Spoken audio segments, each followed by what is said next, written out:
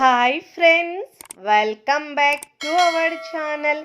ఈరోజు మన కిచెన్లో హోటల్ స్టైల్లో మినపవడలను ఈజీగా టిప్స్తో ఎలా చేయాలో చూపించబోతున్నానండి. మిక్సీలో రుబ్బిన పిండితో అయినా క్రిస్పీగా వడలు చేసుకోవచ్చండి. దానికి కాంబినేషన్గా ఒక మంచి చట్నీ రెసిపీని చూపిస్తున్నానండి. ఈ వడలతో చట్నీ తింటే చాలా రుచికరంగా ఉంటాయండి. పైనుంచి క్రిస్పీగా లోపల సాఫ్ట్గా చాలా బాగుంటాయి. ఈ పద్ధతిలో మీరు వడలు చేస్తే తప్పకుండా తిన్నవారు ఎవరైనా సరే మీకు ఫిదా అవ్వాల్సిందండి. అంత రుచికరంగా చాలా బాగుంటాయండి.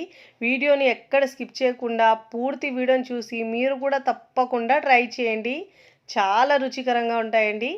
మరి ఆలస్యం చేయకుండా సింపుల్ అండ్ టేస్టీగా ఉండే ఈ హోటల్ స్టైల్లో మినపవడలను తయారు చేసే విధానాన్ని చూద్దాం.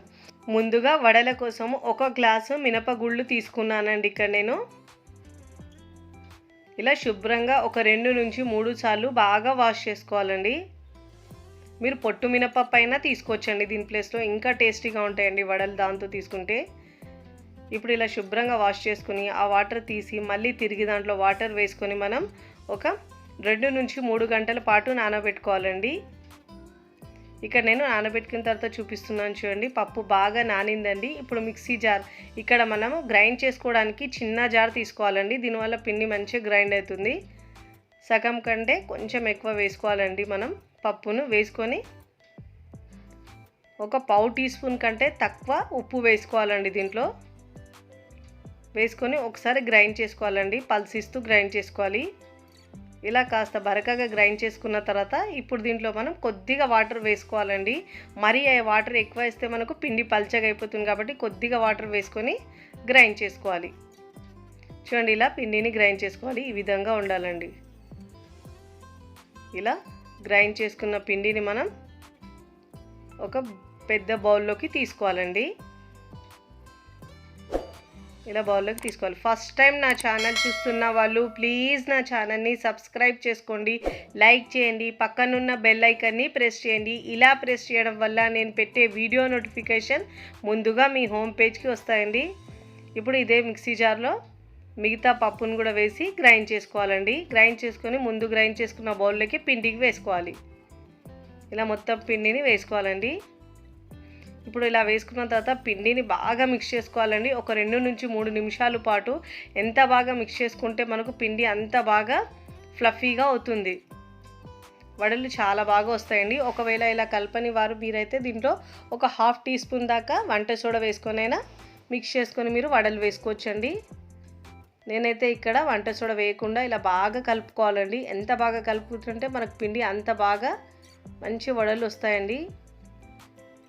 ఇలా బాగా మిక్స్ చేసుకున్న తర్వాత పక్కకు పెట్టుకొని ఇప్పుడు చట్నీ రెడీ చేసుకుందామండి. మిక్సీ జార్ తీసుకొని దాంట్లో పుట్నాల పప్పు, చట్నీ పప్పు అంటే చూడండి, అది 1 కప్పు తీసుకోవాలి. పచ్చిమిరపకాయలు 4 తీసుకున్నానండి. మీ టేస్ట్ని బట్టి యాడ్ చేసుకోండి. పుదీనా వేసుకోవాలండి. దీని ఫ్లేవర్ చాలా బాగుంటుంది చట్నీకి. పుదీనా పిడికెడు పుదీనా వేసుకోవాలి. వెల్లుల్లి ఏమో ఒక 4 నుంచి 5 వేసుకొని మెత్తగా కొన్ని వాటర్ వేసుకొని గ్రైండ్ చేసుకోవాలండి. ఇలా గ్రైండ్ చేసుకున్న దానికి మనం చట్నీకి పోపు పెట్టుకోవాలండి. 1 టీ స్పూన్ ఆయిల్, ఆవాలు, జీలకర్ర, కర్రీ లీవ్స్ వేసుకొని పోపు పెట్టుకొని పావు టీ స్పూన్ పసుపు వేసుకొని ఆ పోపుని చట్నీలో వేసుకోవాలి.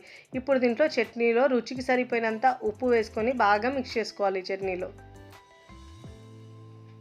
ఉప్పు కారం మీ టేస్ట్ని బట్టి యాడ్ చేసుకోవాలండి. చాలా టేస్టీగా ఉంటుందండి. ఇడ్లీ, దోశలు దేనిలో తీసుకున్నా కానీ ఈ చట్నీ సూపర్గా ఉంటుందండి. పక్కకు పెట్టుకొని ఇప్పుడు మనం పిండిని మిక్స్ చేసుకుందాం. జీలకర్ర 1 టీ స్పూన్ వేసుకోవాలండి. ఇప్పుడు దీంట్లో మిరియాల పొడి ఒక 1/2 టీ స్పూన్ దాకా వేసుకోవాలండి. మీరు కావాలంటే దీంట్లో కట్ చేసిన ఉల్లిపాయలైనా వేసుకోవచ్చు, కరివేపాకు వేసుకోవచ్చు సన్నగా తరిగిన. ఇక్కడ నేను ఏమీ వేయట్లేదండి. జీలకర్ర ఇంకా మిరియాలు పౌడర్ 2 కలిపి వేస్తున్నానండి. ఇలా వేసుకొని బాగా మిక్స్ చేసుకొని పక్కకు పెట్టుకోవాలండి. ఇప్పుడు డీప్ ఫ్రైకి సరిపోయినంత ఆయిల్ తీసుకోవాలి. ఆయిల్ని బాగా వేడి చేసుకోవాలండి. ఇలా ఆయిల్ బాగా వేడైన తర్వాత ఇప్పుడు మనం వడల్ని ప్రిపేర్ చేసుకోవాలండి. చేతిని మనం ఎప్పుడైనా వడలు వేసేటప్పుడు ఇలా వాటర్లో డిప్ చేసుకొని పిండిని తీసుకోవాలండి చేతిలో. దీనివల్ల పిండి మన చేతికి అతుక్కోదు. చూడండి, ఇలా మనం వడల్లో తీసుకొని బొటన వేలుతో ఇలా హోల్డ్ చేసుకోవాలండి. ఇక్కడ నేను మరొక టిప్ చూపిస్తున్నానండి. ఇలా అయితే మనం ఎన్ని వడలైనా సరే ఈజీగా చేసుకోవచ్చండి. ఇలా స్టీల్ డబ్బా మూత ఏదైనా తీసుకొని ఇలా కర్చీప్ దానికి కట్టేసి మీరు వెనక రబ్బర్ బ్యాండ్ పెట్టుకోవాలండి.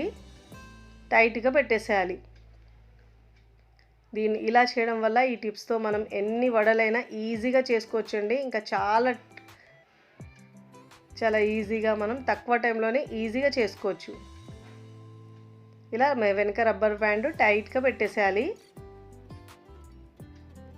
ఇలా రబ్బర్ బ్యాండ్ పెట్టుకున్న తర్వాత చూడండి ఇలా టైట్గా ఉండాలండి.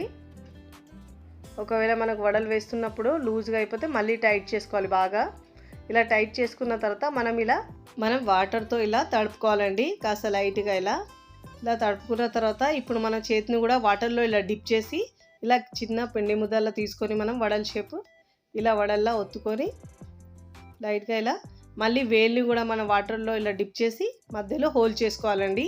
ఇలా చేసుకున్న తర్వాత ఇలా ఈజీగా వడ కింద పడుతుందండి. ఆయిల్లో ఇలా డ్రాప్ చేసుకోవాలి. ఇక్కడ నేను డీప్ ఫ్రైకి సరిపోయినంత ఆయిల్ తీసుకున్నాం కదండి. ఇప్పుడు దీంట్లో వడలు వేసుకోవాలండి. 1 బై 1 వడలు ఇలా మనం చాలా ఈజీగా తక్కువ టైంలో చేసుకోవచ్చండి. చాలా సింపుల్గా చూడండి ఎంత బాగా వస్తున్నాయో, చాలా బాగా వస్తాయండి.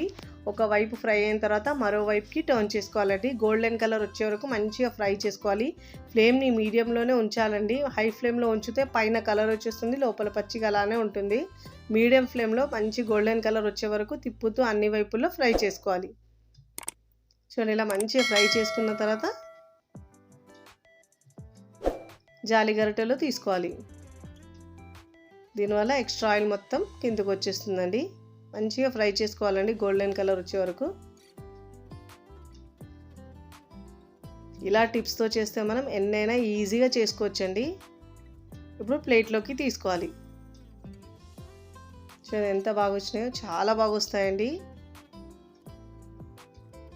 ఇప్పుడు ఇదే విధంగా మిగతా వడలన్నిటినీ వేసుకోవాలండి. ఇదే విధంగా ఇలా ఒకవేళ కర్చీఫ్ మీకు ఎక్కువ తడి అనిపిస్తే పిండేసి మళ్ళీ ఇలా రబ్బర్ బ్యాండ్ కట్టుకొని మళ్ళీ ఇలా ఇదే విధంగా వడలు వేసుకోవాలండి.